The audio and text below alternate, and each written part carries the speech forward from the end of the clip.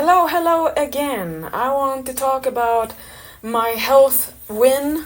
So last year I got the worst excruciating pain in my feet that I haven't had before. That was to the level that I was walking out on the street without any socks on because I couldn't even have the pressure of socks to my skin.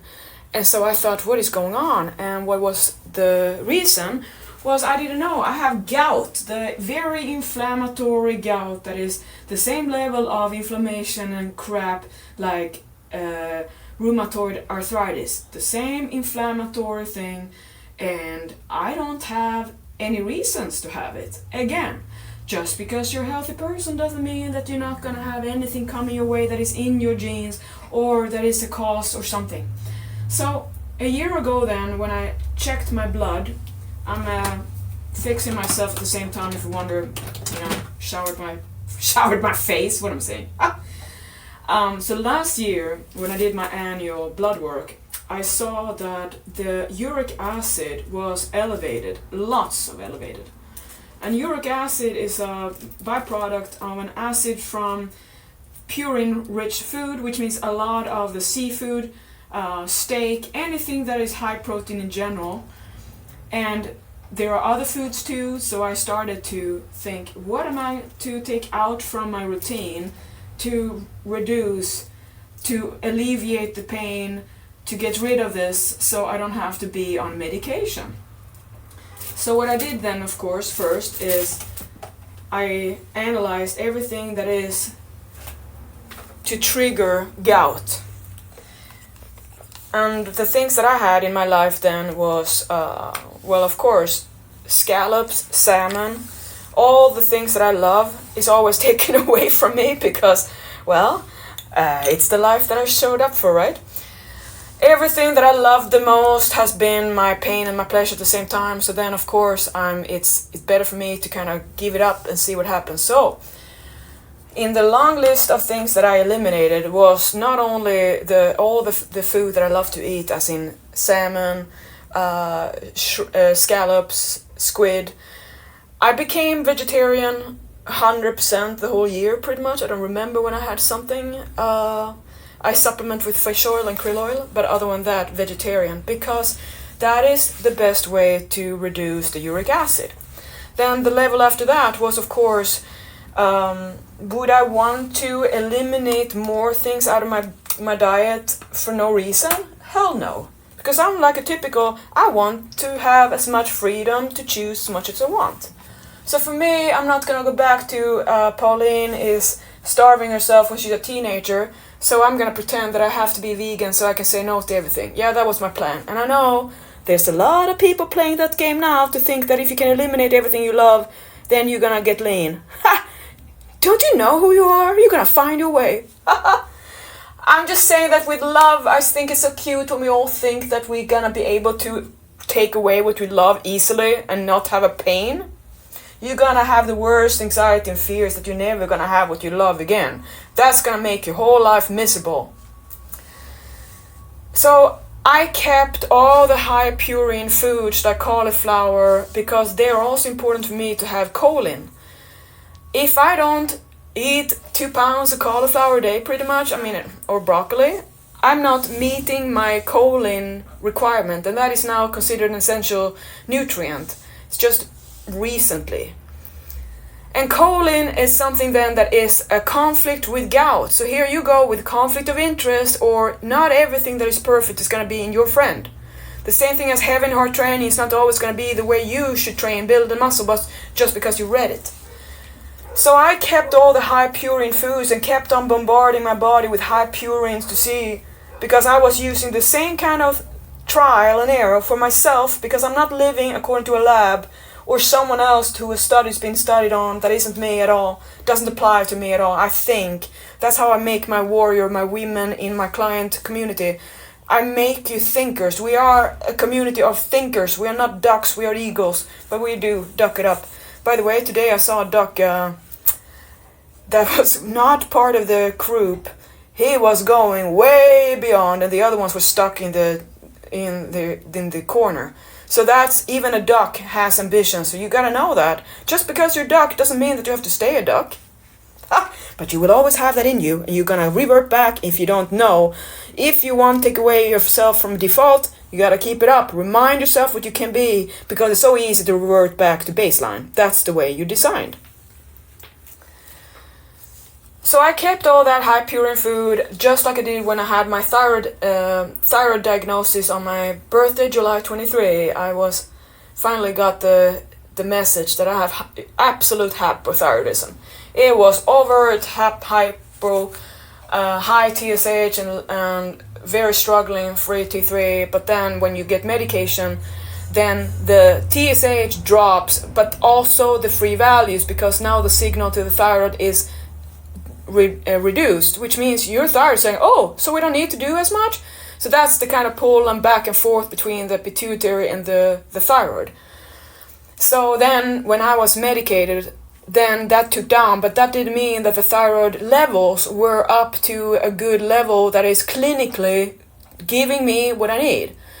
Sometimes doctors are stupid because they are gonna say, well, take the medication and then test. Well, if you do that with anything right away, don't do that. If you take your whatever medication is right before and then you're gonna test it, it's gonna be overtly open. They're gonna say, oh my god, you're too much. So remember now, be precise with timing with your doctor, with when you do it and how you do it, and be meticulous for the same routine in reporting, or you will not know what works for you or not. So back to now, when I was told with hypothyroidism you cannot have all the vegetables pretty much that I love, all of them are called goitrogenic, which everyone loves to say, oh, you can't have cauliflower or broccoli or whatever is the thing that is part of the goitrogenic foods.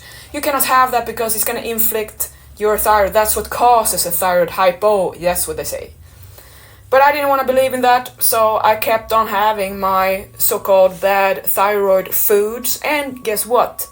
I don't take the medication with the food, and I'm precise with my timing, so it's about being smart with what are you adding to. If you compete with magnesium with calcium in the same serving, you're gonna get some of it, but I trust my body also to know what is it gonna pick up, because I don't want it to just absorb everything. Some going out the same way and not being absorbed is perfectly fine for me. So again, digestion versus absorption versus utilization versus what you even think is about, you know, the whole metabolism. Don't work a whole day or life thinking about how that works, because it's just like the universe. Be grateful that it works and just support your system, and that's going to give you peace of mind. So I didn't follow the protocol of take out all and eliminate all this and go on a hypothyroid diet, because then you can tell everyone that that's what you do. And I'm not doing that, and I have no interest, so I could definitely be one who said, hey, I fix my thyroid, this was what I do. If I had a diet, yeah, bullshit. Because it wouldn't apply to everyone the same way anyway. So it's important to be a thinker and not just copy or follow. Like the other day, I was at one of my medical providers, and that person said, well, I take collagen, and I'm like, why? And I kind of, I said the way I see it, so I really pointed out the ridiculousness of taking collagen when you have complete protein and whey protein and quality protein. You know what that expert, the professional MD said? Well, I see it on Instagram, like everyone is buying it. And like, but you don't read the science and then make a call? You want to spend money? That's the thing. They just want to spend money. I said, you don't care? They're just wasting money? Like, well, it's that I realized you have too much money and you're investing it in fads. So once I realized something, I announced it to my people and say, hey, this is what I found. I tried it for a few years, but I cannot say that there's any difference. So if you want to keep on spending, fine. If you feel the effect, good. If it's placebo, great. Because whatever makes you happy, keep it up. So I wanted to have all the thyroid food included, so I kept everything, and then retesting, and that is a trial and error. And of course, it was all just bull. You do not have to take out those foods for no reason, because there's a theory that there's some foods that might be, it's the same thing as, do you not know that I was told just like you to go off all the gluten, all the celiac, all the grains, everything pretty much to just water? Because that is how you eliminate everything and then you start again. So you do have to find your triggers and work on them. So I did. So I put out the list of choline out, and that was made me so sad because it was all the hype then that we need so much choline, and that was all. So now I'm like, I cannot follow that protocol. So choline went out. Niacin is another B vitamin that can definitely affect. So I took that one away, except for what is normal in my multivitamin, because I don't want to have it gone. I just don't want excess. And then what else was it? Carnitin, L-carnitin was also an offender. I took that away. And so alpha GPC, the choline version that was good for brain, that my body probably didn't want to do that. There were other things that I took away that I don't remember, and then I tried it again. I took out all the energy drinks because all the high vitamin Bs that are water soluble, that can be eliminated by your kidneys, but still, the renal, I mean, they're gonna go through it. Just putting my battery on here. Going through my round. This is what why you with me too, to see what I do every day that you don't know is what we do in order to be able to keep on training. You're just listening to kind of old dogma that is out of, like, you listen. I feel like a lot of people just living in the past in fitness, reading a magazine about how to train and live from 1982. That's how I feel when you haven't seen what I've been doing, so you live like 10 years. You live with me like I'm 25 and I'm not at all living that life. So I want you to be up to date, and that's why I want you in my community, because fit friends stay together, we train together, and so on. All right. So it's so important then to know that in the thyroid, when we go back in the past here, I kept all the foods, including peanuts, are also goitrogen. So don't think it's just the bad vegetables you don't want to eat, so you want to have an excuse. Strawberries and peaches are also another goitrogenic food. And I want to have my peanut butter. So you bet I was motivated to make sure that I'm not eliminating anything that I don't need. So I have all the grains and the celiac, and there's nothing off my radar because I don't have any food intolerances. But if I eat something from, let's say, gluten containing, because I'm not big on wheat, but when I do, I love farina or cream of wheat on my refeeds. If I do that, I might just have a little bit less of digestion efficiency, because the body produces enzymes to digest and break down what you regularly eat. That's why I say, if you want to get rid of the worst kind of offensive gas, you gotta get used to it by having the same routine of eating day in, day out, so your body gets accustomed to taking care of that. That's the way you live with the fighter diet life. It's no different than having to adjust with other diets, except for you are learning how to eat for life instead of going on an elimination phase and then start something next. So with me, you start practicing right away how you're going to continue. So with all those things I eliminated, and then a whole year of keeping it up and making my notes for everything that I notice happens. Does it work? Does it make any difference? Do I have to pay attention, and so on? So when that happened then, yesterday I had my blood work done.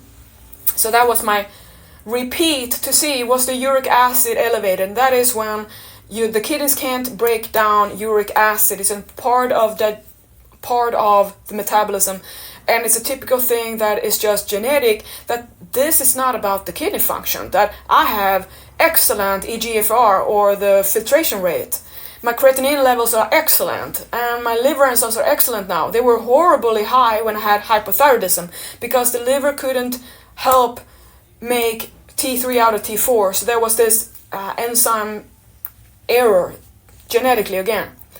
But in everyone in my family, they don't even check for that. If you have subclinical thyroid, or you don't look like you have a problem, or you're not dying, then they're not gonna medicate you or treat you, because that's how it is over there. So trust me, there's good and bad with care, and I'm gonna tell you that story while I have you here about blood work. So the choline then, I took it away, and then I had the blood work, and then I saw that the uric acid was in perfect normal range in the lower side, so I kept that. Which means I succeeded and victory over health, that I eliminated a welfare disease, or something that people get who drink, who are overweight, who don't work out, who are eating lots of crap. I eliminated by following my lifestyle of fighter diet and just eliminating the foods that trigger with my body. There were the high purine animal feeds or the supplements. So now it's up to me, what do I want to try to take in again? But that's really kind of, because the worst inflammation can happen if I increase the uric acid. So what can I do? I can monitor my uric acid with different foods to see how that can impact. I did my research to see, is it a training marker that is going to fluctuate with my training, like potassium, the electrolytes. Typically the chemical panel is going to be completely outrageous when you are in training, because that is how it works. It's not the same as what is chronically there. It's not the state of the nation for a year. It's more what happens in the weather report. That's what you get in a blood reading report in general.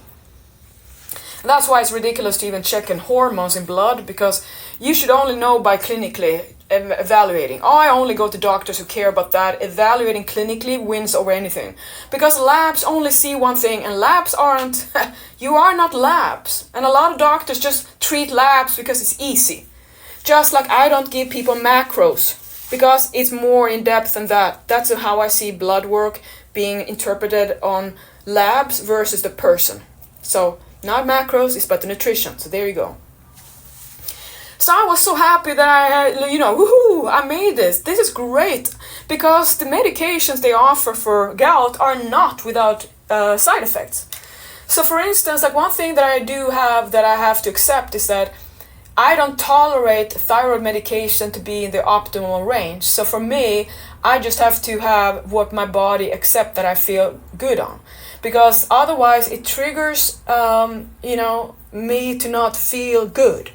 So that is when I have to just know that even though it would be more optimal for me to have more medication, for instance, it would, because I'm so cold and so on, and I have rashes, and gout is also hypothyroid and gout and eczema and dry skin. Those all go in the same family. So there you go. I have my family of medical stuff to keep care. Thyroid, skin, eyes, gout, everything? Yeah. I just realized, can we just put me everything in one? I'm a big medical bill. No.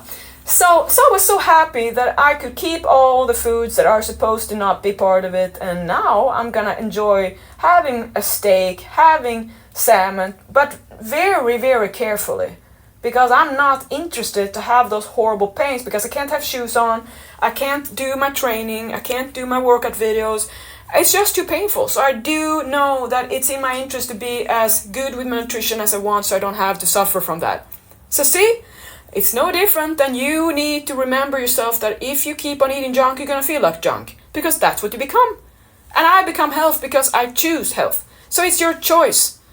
And I never have anything of food that I need so much that is gonna be okay to be in pain. At all. And I'm also a hypochondriac, as in, I always make a big thing about my health. So I have to master my fears and anxiety by being very educated about what I do. So that's how I became an expert on my own blood work, why that became a thing. So now here is a story about how I became this blood work person. Alright, so back in Sweden, I remember it was in 2002, I was preparing for my first competition. And I don't know, I never went to the doctor and so on, but that day there was something, I had a nosebleed a lot, and you know me, that's just normal when you have a sensitive nose. But at that point, I don't know I was young and I was scared. So I went to the emergency, and they ran, I don't know why, but something was going on, right? And so they ran all the typical blood work on me and noticed that my kidneys are dysfunctional, they're failing. And I didn't know what to do. What do you mean, failing? So they said everything is, I'm like dying. That's what I felt. What is going on? I'd never seen my blood before. And then it was doctors, and they just told me this, you have failing kidneys. There was nothing else. So then that became like my biggest shock of, wow, I have no clue what is in here. I got so scared of my health and not knowing anything. So then fast forward, I got over that somehow, and because I was going to go to America. Then when I came to America, this is a country where they thrive off people's fears and thrive off people's sickness. So then I was cast for a pilot in Hollywood, and in order to be able to do it, they had to run steroid tests. So I wasn't taking anabolic steroids. It was 2008 or 2007. So of course I didn't. So they had, but this showed on my labs that my liver enzymes were extremely elevated. So that meant that they all thought I took drugs because that's how you usually have it. And I felt so violated. I felt so embarrassed because it wasn't at all true. And I felt like everyone was judging me that I'm taking steroids. I know, such an ignorant person, and young. But I was terrified because all of a sudden I had an insight to blood work that I've never seen before. And now I was in a country where my fears are gonna be great because I kept on finding ways now to self-pay for my tests, yes. So all of a sudden the luxury of having access to testing, and now I made money from my coaching so I could spend on medical testing. I became a super... I tested everything. I even went to have a pituitary MRI because I didn't know what was wrong with my body. I became completely obsessed with the inside.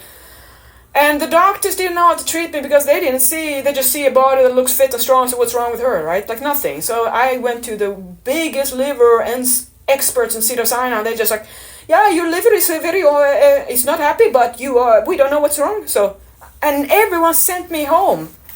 It's like, I had to figure it out myself. So what happened is I just studied everything about athletes' blood work, the markers that are training markers, things that are affected by training, things that can make you look like you are gonna fail at everything. Because you're not a normal person, and normal here isn't even healthy, so you are trying to be someone who is not even fit on a paper, on a blood report. So that's when I became kind of a layman specialist for myself and the way I know the patterns of blood work. And we are very much similar on the inside, on all the basics, 99.99995,000%, built up on the same. So I really studied, and I was lucky to have a lot of clients who sent me all their blood work too. So I'm not a doctor at all, but I had the trust of people, and I could help them interpret, which the doctors didn't have time for. So it became like this. I told all my clients that, hey, this is how I can interpret it, but you have to go to a doctor, tell them what this is and who says it. I have no doctor degree, but here is how I interpret it. There you go. That was really helpful for all my clients because they could come to the doctor and get to make the doctor understand. Because I had the way to say and express, because I had made my time to study this. So I love all this knowledge I have because the struggles I've had with my own life. That there was nobody who could tell me, and now I had insight. I tested everything. I tried to see everything. And that's why I've been a blood work reporter for myself since 2007. So all my years of dedication is in blood work reported, because thanks to all my issues that I could not escape, and I couldn't just say it's okay, because I'm a hypochondriac deep down, and I'm terrified. So everything that is not perfect for me in health is my big fears, and that is why I have to work on my calm, because I can definitely completely blow it out of proportion, even though I rationally know it's just a part of the blood work. It was just one idea. Like if I have a really strong day before and I train, or I forget to not take my medication, or I take my medication, it will all influence that report. So then I'm gonna have fears of what is gonna be on the report, and it's all stupid because those fears are, I'm just scared of what I'm not really testing, right? So now that fear is gone because I eliminated. I don't have to go on medication to fix a gout, which I don't want. So the moral of the story here is you gotta love that life gives you what you need to challenge yourself, to become wiser, to more intelligent. You need all this, I don't know what to do with myself. Like you need the moments of feeling like you're so scared you can't even think about the fears because you don't know what to do. Because that is how you get the hardest training you need to be strong for yourself. And that means now that I want to tell you that in the FD8 next challenge, you're gonna follow me with my workout journal, because I'm sharing my life in the group. I go live there, I talk about it like I do here. This is what you have, why you're there, because Fitness Life isn't a book where you do a program in 2 weeks and then you're gonna go away. That is why everyone fails at it, because in the industry it's sold like that, but it's not what it is. It's like selling whiskey, but you get a beer. It's not gonna be the same. You wanted whiskey, why do you get beer? It's not at all the same. So it's so important to understand. Think about this. The way you invest in family, career, house, plans, weddings is the way you invest in yourself in fitness. So if you're not a woman, typically women don't ever invest in themselves, they invest in everything else. Or invest in things that are not even making you better, like makeup and hair color. Yeah, I do too, hair color. But I wouldn't color my hair if I didn't care about my shape or my body or nutrition. Because they're triaging in their priorities. And now for the next FD8, I want you all to know that I am the coach and you reach me out on Messenger. If you think that I don't want to hear from you because you're just a challenger, you are a fool, because I am much more better for you and more efficient in getting you to achieve your goals, which is helping me to speed it up. Because here's the thing, I love the way we all learn in mind and we become happy in the group. But what people are most interested is visual changes that make them want to sign up.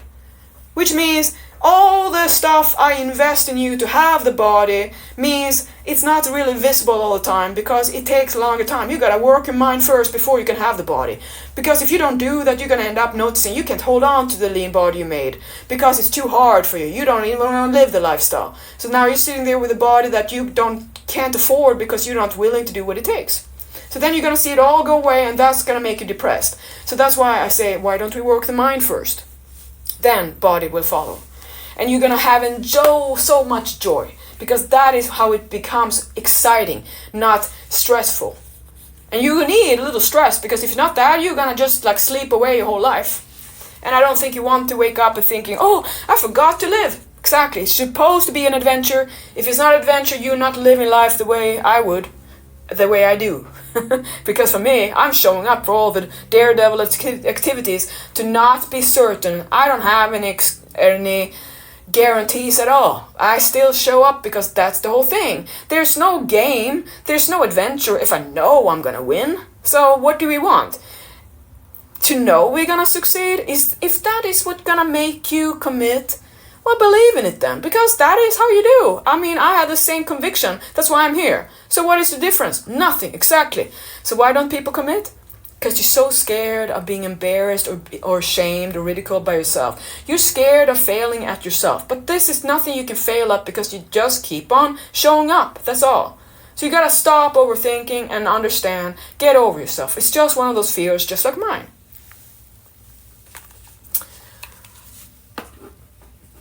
Another thing, so my workout journal, my daily life, I spend with my friends that I care about. That is the FD8, because I'm not a social person per se. I keep my energizers close, and those are very few. So everyone else who is a client, a coach, you have me on Messenger so I can help you.